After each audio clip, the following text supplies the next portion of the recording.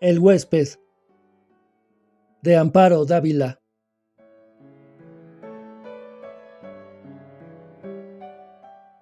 Nunca olvidaré el día en que vino a vivir con nosotros. Mi marido lo trajo al regreso de un viaje. Llevábamos entonces cerca de 3 años de matrimonio. Teníamos 2 niños y yo no era feliz.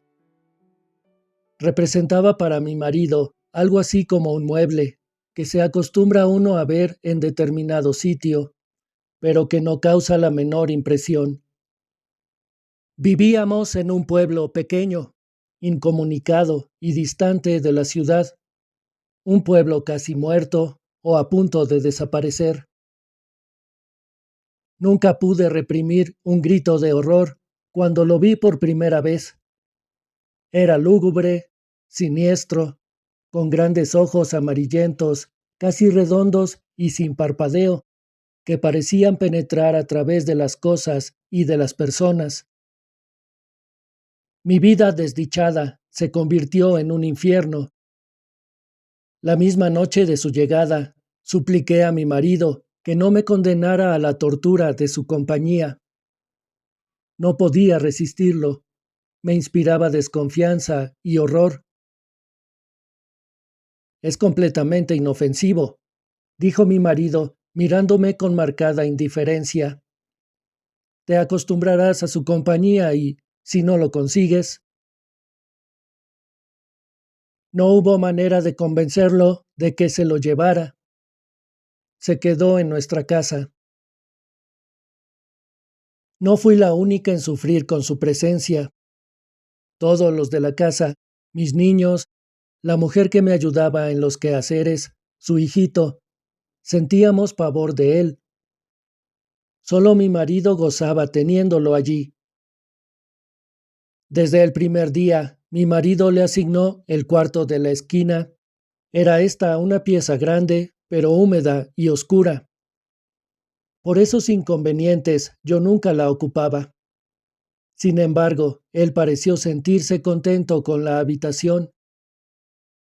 Como era bastante oscura, se acomodaba a sus necesidades. Dormía hasta el oscurecer y nunca supe a qué hora se acostaba. Perdí la poca paz de que gozaba en la casona. Durante el día, todo marchaba con aparente normalidad. Yo me levantaba siempre muy temprano, vestía a los niños, que ya estaban despiertos, les daba el desayuno y los entretenía mientras Guadalupe arreglaba la casa y salía a comprar el mandado.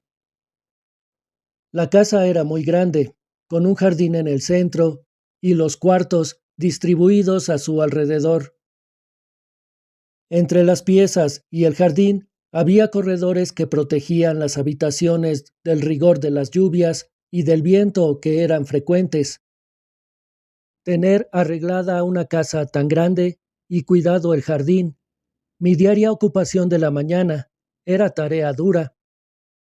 Pero yo amaba mi jardín. Los corredores estaban cubiertos por enredaderas que floreaban casi todo el año. Recuerdo cuánto me gustaba, por las tardes, sentarme en uno de aquellos corredores a coser la ropa de los niños, entre el perfume de las madreselvas y de las bugambilias. En el jardín cultivaba crisantemos, pensamientos, violetas de los Alpes, begonias y heliótropos. Mientras yo regaba las plantas, los niños se entretenían buscando gusanos entre las hojas. A veces pasaban horas, callados y muy atentos, tratando de coger las gotas de agua que se escapaban de la vieja manguera. Yo no podía dejar de mirar, de vez en cuando, hacia el cuarto de la esquina.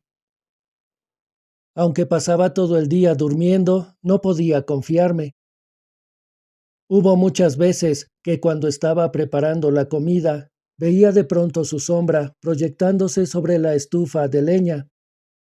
Lo sentía detrás de mí. Yo arrojaba al suelo lo que tenía en las manos y salía de la cocina corriendo y gritando como una loca. Él volvía nuevamente a su cuarto, como si nada hubiera pasado. Creo que ignoraba por completo a Guadalupe, nunca se acercaba a ella ni la perseguía, no hacía a los niños y a mí. A ellos los odiaba y a mí me acechaba siempre. Cuando salía de su cuarto comenzaba la más terrible pesadilla que alguien pueda vivir. Se situaba siempre en un pequeño cenador, enfrente de la puerta de mi cuarto. Yo no salía más. Algunas veces, pensando que aún dormía, yo iba hacia la cocina por la merienda de los niños. De pronto lo descubría en algún oscuro rincón del corredor, bajo las enredaderas. Allí está ya, Guadalupe, gritaba desesperada. Guadalupe y yo nunca lo nombrábamos. Nos parecía que al hacerlo cobraba realidad aquel ser tenebroso. Siempre decíamos, allí está, ya salió, está durmiendo, él. Solamente hacía dos comidas, una cuando se levantaba al anochecer y otra, tal vez, en la madrugada, antes de acostarse. Guadalupe me llevaba la cena al cuarto. Yo no podía dejarlos solos, sabiendo que se había levantado o estaba por hacerlo. Una vez terminadas sus tareas, Guadalupe se iba con su pequeño a dormir y yo me quedaba sola, contemplando el sueño de mis hijos. Como la puerta de mi cuarto quedaba siempre abierta, no me atrevía a acostarme, temiendo que en cualquier momento pudiera entrar y atacarnos. Y no era posible cerrarla. Mi marido llegaba siempre tarde y al no encontrarla abierta, habría pensado, y llegaba bien tarde, que tenía mucho trabajo, dijo alguna vez.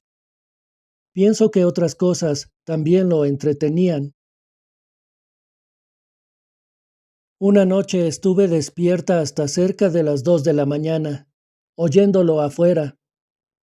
Cuando desperté, lo vi junto a mi cama, mirándome con su mirada fija, penetrante. Salté de la cama y le arrojé la lámpara de gasolina que dejaba encendida toda la noche. No había luz eléctrica en aquel pueblo, y no hubiera soportado quedarme a oscuras, sabiendo que en cualquier momento él se libró del golpe y salió de la pieza. La lámpara se estrelló en el piso de ladrillo, y la gasolina se inflamó rápidamente.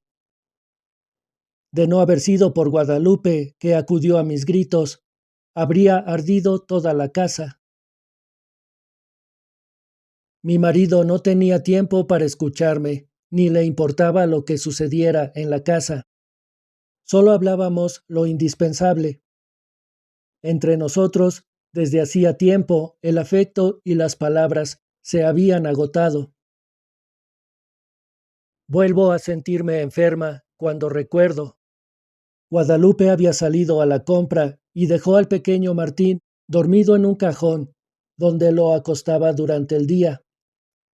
Fui a verlo varias veces. Dormía tranquilo. Era cerca del mediodía. Estaba peinando a mis niños cuando oí el llanto del pequeño mezclado con extraños gritos. Cuando llegué al cuarto, lo encontré golpeando cruelmente al niño. Aún no sabría explicar cómo le quité al pequeño y cómo me lancé contra él con una tranca que encontré a la mano, y lo ataqué con toda la furia contenida por tanto tiempo. No sé si llegué a causarle mucho daño, pues caí sin sentido. Cuando Guadalupe volvió del mandado, me encontró desmayada y a su pequeño lleno de golpes y de arañazos que sangraban. El dolor y el coraje que sintió fueron terribles. Afortunadamente, el niño no murió y se recuperó pronto. Temí que Guadalupe se fuera y me dejara sola. Si no lo hizo, fue porque era una mujer noble y valiente que sentía gran afecto por los niños y por mí. Pero ese día nació en ella un odio que clamaba venganza. Cuando conté lo que había pasado a mi marido, le exigí que se lo llevara, alegando que podía matar a nuestros niños, como trató de hacerlo con el pequeño Martín. Cada día estás más histérica. Es realmente doloroso y deprimente contemplarte así. Te he explicado 1000 veces que es un ser inofensivo. Pensé entonces en huir de aquella casa, de mi marido, de él, pero no tenía dinero y los medios de comunicación eran difíciles. Sin amigos ni parientes a quienes recurrir, me sentía tan sola como un huérfano. Mis niños estaban atemorizados, ya no querían jugar en el jardín y no se separaban de mi lado. Cuando Guadalupe salía al mercado, me encerraba con ellos en mi cuarto. Esta situación no puede continuar, le dije un día a Guadalupe. Tendremos que hacer algo, y pronto, me contestó. ¿Pero qué podemos hacer las dos solas? Solas, es verdad, pero con un odio. Sus ojos tenían un brillo extraño. Sentí miedo y alegría. La oportunidad llegó cuando menos la esperábamos. Mi marido partió para la ciudad a arreglar unos negocios. Tardaría en regresar, según me dijo, unos 20 días. No sé si él se enteró de que mi marido se había marchado, pero ese día despertó antes de lo acostumbrado y se situó frente a mi cuarto. Guadalupe y su niño durmieron en mi cuarto y por primera vez pude cerrar la puerta. Guadalupe y yo pasamos casi toda la noche haciendo planes. Los niños dormían tranquilamente. De cuando en cuando oíamos que llegaba hasta la puerta del cuarto y la golpeaba con furia. Al día siguiente dimos de desayunar a los 3 niños y, para estar tranquilas y que no estorbaran en nuestros planes, los encerramos en mi cuarto. Guadalupe y yo teníamos muchas cosas por hacer y tanta prisa en realizarlas que no podíamos perder tiempo ni en comer. Guadalupe cortó varias tablas, grandes y resistentes, mientras yo buscaba martillo y clavos. Cuando todo estuvo listo, llegamos sin hacer ruido hasta el cuarto de la esquina. Las hojas de la puerta estaban entornadas. Conteniendo la respiración, bajamos los pasadores, después cerramos la puerta con llave y comenzamos a clavar las tablas hasta clausurarla totalmente. Mientras trabajábamos, gruesas gotas de sudor nos corrían por la frente. No hizo entonces ruido. Parecía que estaba durmiendo profundamente. Cuando todo estuvo terminado, Guadalupe y yo nos abrazamos llorando. Los días que siguieron fueron espantosos. Vivió muchos días sin aire, sin luz, sin alimento. Al principio golpeaba la puerta, tirándose contra ella, gritaba desesperado, arañaba.